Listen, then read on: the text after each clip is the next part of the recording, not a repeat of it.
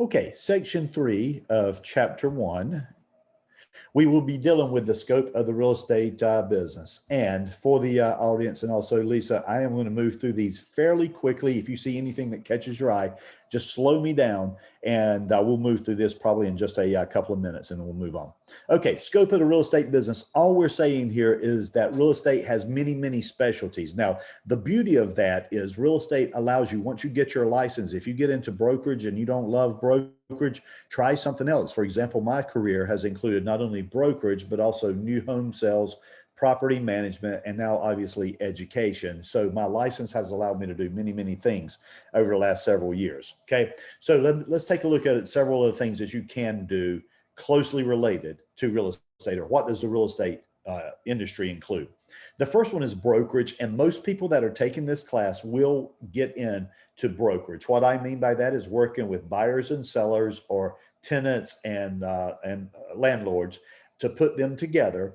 And as a broker, you have the ability to make a fee for putting the two parties together. As a matter of fact, this is probably the most important thing I'm going to say on this slide.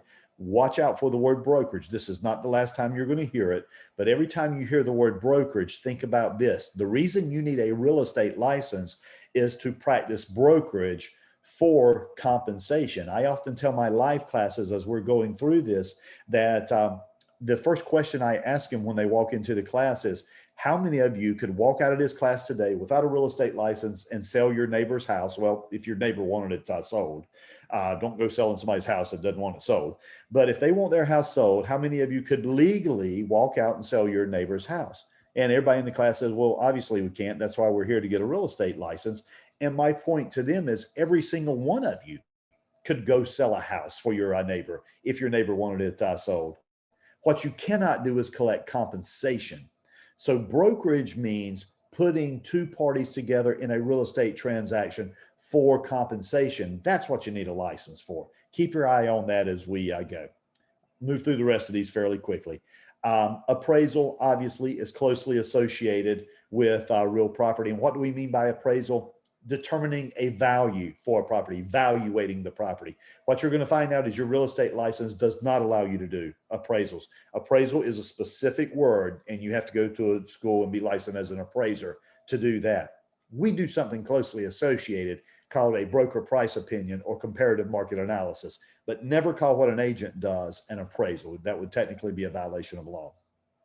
Property management, managing the property, the real property of others for compensation. And you can see my goal there is to protect the owner's interests, get them the most positive cash flow if possible, take care of repairs, insurance, things like that. I'm trying to maximize the owner's investment. Finance would include things like mortgage loans. If you're dealing with commercial properties, there may be some other hard money investments and things like that. Finance and providing money for real estate transactions. Property development, taking a parcel of land, dividing it into multiple parcels and selling those off individually, following the rules, the laws to make sure you're doing it appropriately, and then developing and constructing houses on that property or buildings on that property. Counseling, very closely associated with education, counseling and education. I'll put that together. That is working with practitioners. For example, what I do is I teach real estate agents. And what my agents often do is they work with consumers and teach them how to buy houses, how to use first-time home buyer loans, how to invest in properties, et cetera, et cetera. Education is another part of the real estate business. Other areas, law, a lot of people that are attorneys, they specialize in real estate for the closing of transactions, for dealing with issues that come up in the conveyance of real property. And by the way, I use the word conveyance a lot. The word conveyance simply means a transfer of real property. The reason I don't say a sale is because all property is not sold. Some property is given away. Some of it's taken by other means. So lawyers obviously are involved in that. Some corporations have their own holdings of real estate as well, and they need someone to manage that transaction. And government needs people with real estate license as well. I have a friend of mine that works in a division of the Wake County where they deal with right-of-way issues. So in other words, if they're widening a road and it's going through several people's yards, she deals with the right-of-way issues that come up through that. Later on, you'll hear about things like condemnation and eminent domain. So again, her license helped her with that. She's also an attorney as well. Professional organizations, here's the point that I'm trying to make in professional organizations. You need a real estate license to practice brokerage, okay? Some of these other things, you'll hear people talk about designations. There are designations for working with buyers, designations for working with sellers. There's designations for being in commercial. These are not required by the North Carolina Real Estate Commission. The person who hires you may require that you have it, but a designation is not the same as a license. The National Association of Realtors has lots of designations to help you improve your knowledge base, but none of them are required by the Real Estate Commission. Also, the scope of the real estate business talks about the uses of properties. Again, just go back and take a look at these. These are directly out of your syllabus. Residential is where people live. Commercial is where people go to work, business properties, office buildings, et cetera, et cetera.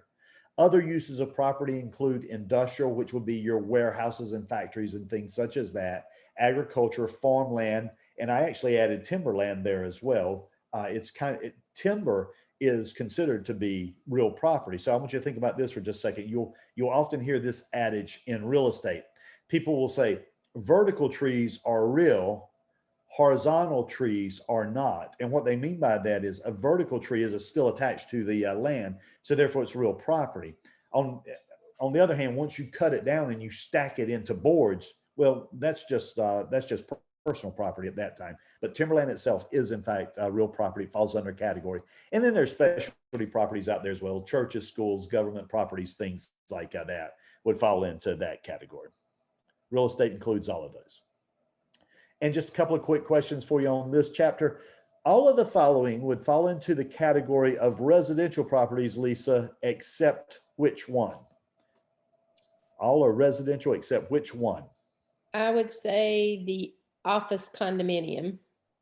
Yeah. Now, when you look at single family home, townhomes, and duplexes, I guess I could have been more specific there, but those are typically places that people live.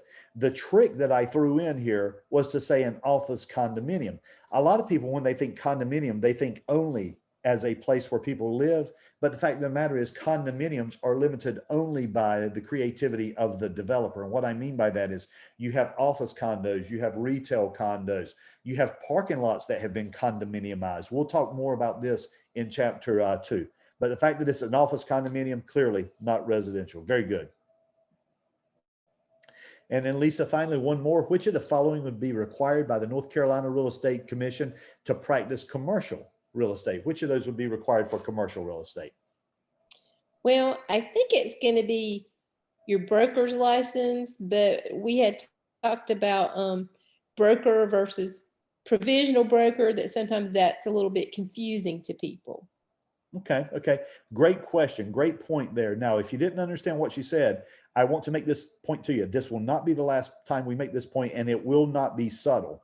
In North Carolina, there is only one license, and that is a broker's license. It just so happens when you complete this class, you will be on what is known as provisional status until you take an additional 90 hours of post-licensing classes, okay? Having said that, your provisional license will allow you to sell anything that's real property. You just have to do it under the supervision of a broker in charge. Both of those words will become readily apparent to you as we go through the class. So that's a great point. A broker's license is what you need to sell real property in North Carolina, be it residential, be it commercial, or whatever, okay? You will be on provisional status, but you'll still be a broker. You can see that both A and C say designations. No, you can get those if you're selling commercial real estate. You probably will get some designations, but you're not required to. And then broker in charge certification. Hey, if you want to, go for it. But broker in charges are typically people who manage provisional brokers, not required to sell commercial property. I think that's all I had for that little section. So we are through there. So I will see you in the next section.